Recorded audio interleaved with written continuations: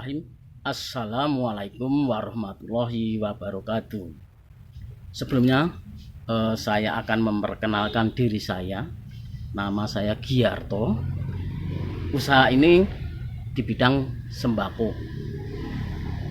Saya namai Toko Slamet 2 yang beralamat di Jalan Curug Agung 15A RT 2 RW 10 Tanah Baru Beju Depok, Jawa Barat.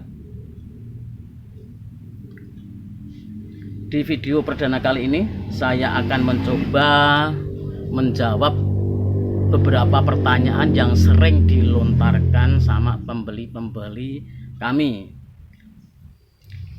Pembeli yang baru datang biasanya melihat-lihat dulu di toko kami ini, dan kayaknya masih ada tanda tanya apakah ini grosir atau toko retail biasa.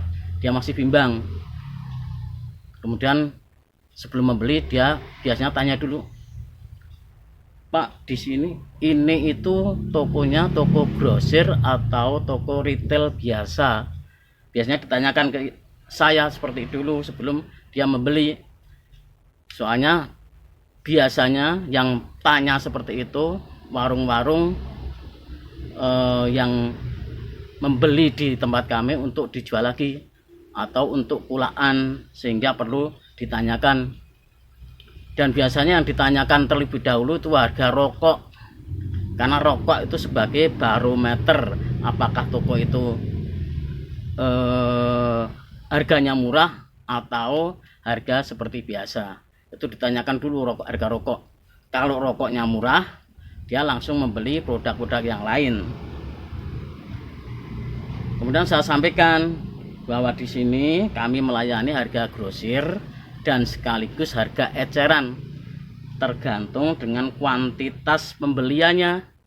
Pembeliannya itu sedikit atau banyak, itu yang nantinya akan menentukan harga di sini. Kemudian dia sering tanya lagi, Pak, di sini kan sudah banyak grosir yang sudah mapan dan yang besar-besar lah di sektor sini. Apakah Bapak sudah siap menghadapi persaingan seperti itu karena di sekitar sini banyak yang grosir yang pemiliknya itu kebanyakan Cina. Dan di sini di awal orang yang baru datang itu menganggap bahwa dikira ya saya itu Cina, sehingga kalau manggil saya dengan sebutan Koh, istri saya dipanggil dengan sebutan Ci. Itu ya. Tapi langsung saya jelaskan bahwa saya orang pribumi asli saya Jogja. Itu saya tidak ada keturunan garis Cina. Loh, kok berani-beraninya menghadapi toko-toko yang sudah besar-besar di sini? Di sini saya tidak akan bersaing dengan toko-toko yang sudah mapan, yang seperti sampean sebutkan tadi.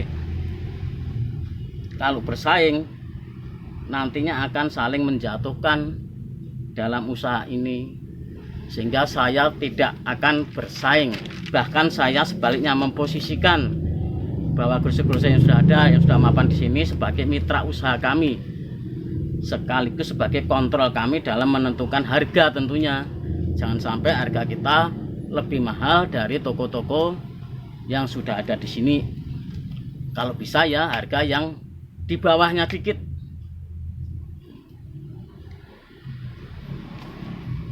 Tentunya untuk mengimbangi harga-harga yang di grosir yang lain yang sekitar sini, saya akan selain memberikan harga yang terjangkau tentunya, juga pelayanan total yang lebih baik sehingga pelanggan merasa lebih puas membeli di sini. Nah, kalau kita kok takut dengan pesaing, terus kapan kita mulai usahanya? Kan rezeki itu sudah ada yang ngatur dan tidak akan mungkin tertukar dengan rezeki orang lain. Namun kita harus berusaha untuk menjemput rezeki kita dengan bekerja yang sungguh-sungguh sambil berdoa tentunya. Kemudian Ada lagi yang bertanya, Pak, kok saya baru kali ini tahu tentang toko ini, kapan mulai berdiri sini toh Pak? Itu sering, karena kadang-kadang dia hanya sepintas melewati, tidak fokus ya, sehingga pas mampir di sini dikira barusan. Sebenarnya kami berusaha ini kurang lebih 10 tahun yang lalu. 10 tahun yang lalu itu saya merintis secara sungguh-sungguh di usaha persembakoan ini. Semenjak lulus kuliah, dulu saya alumni dari Fakultas Peternakan UGM Jogja ya. Setelah lulus kuliah, saya bekerja di dunia pendidikan, yaitu di sebuah perguruan tinggi swasta di Jogja. Memang itu tidak sesuai dengan disiplin ilmu yang saya pelajari, tapi yang namanya bekerja kan bisa dipelajari juga di sana.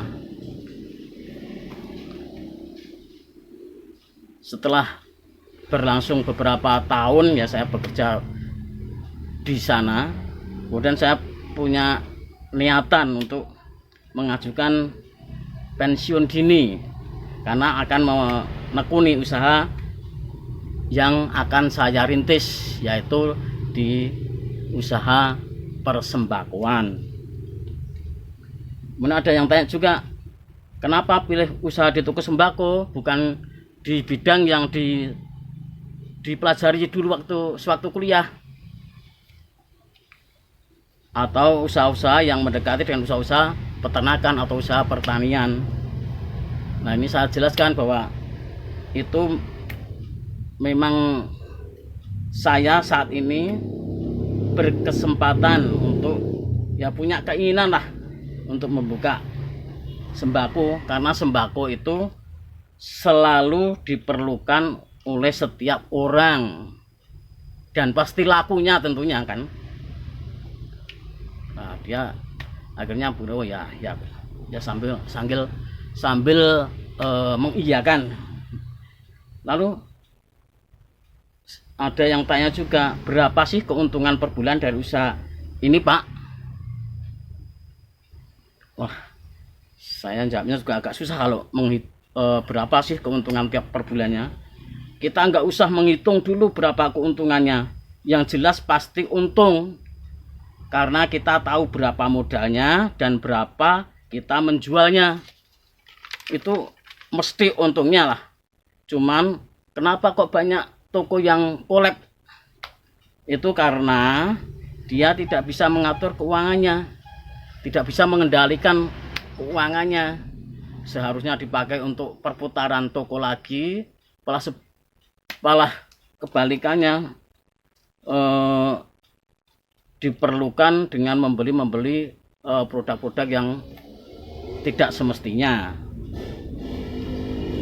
Kalau sebagai contoh, kalau secara matematika ya, kita menjual produk dengan mengambil keuntungan Rp1.000 per item, dan yang kita jual laku katakanlah 100 item.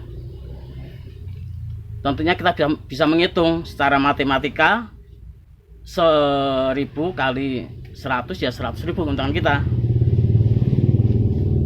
Tetapi kan matematika kita tidak sama dengan matematikanya Gusti Allah. Secara nalar ya, keuntungan kita 100.000 itu tidak akan cukup untuk biaya hidup kita untuk saat ini ya, untuk hidup di zaman modern ini. Tetapi dengan campur tangannya Allah akan bisa mencukupi biaya hidup kita, biaya sekolah anak kita, dan biaya-biaya yang lain.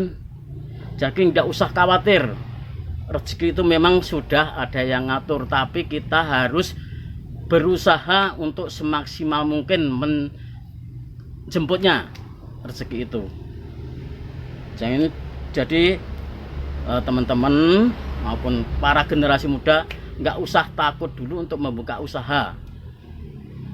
Kita punya modal seadanya nggak apa-apa, yang penting itu ditekuni secara semangat gitu.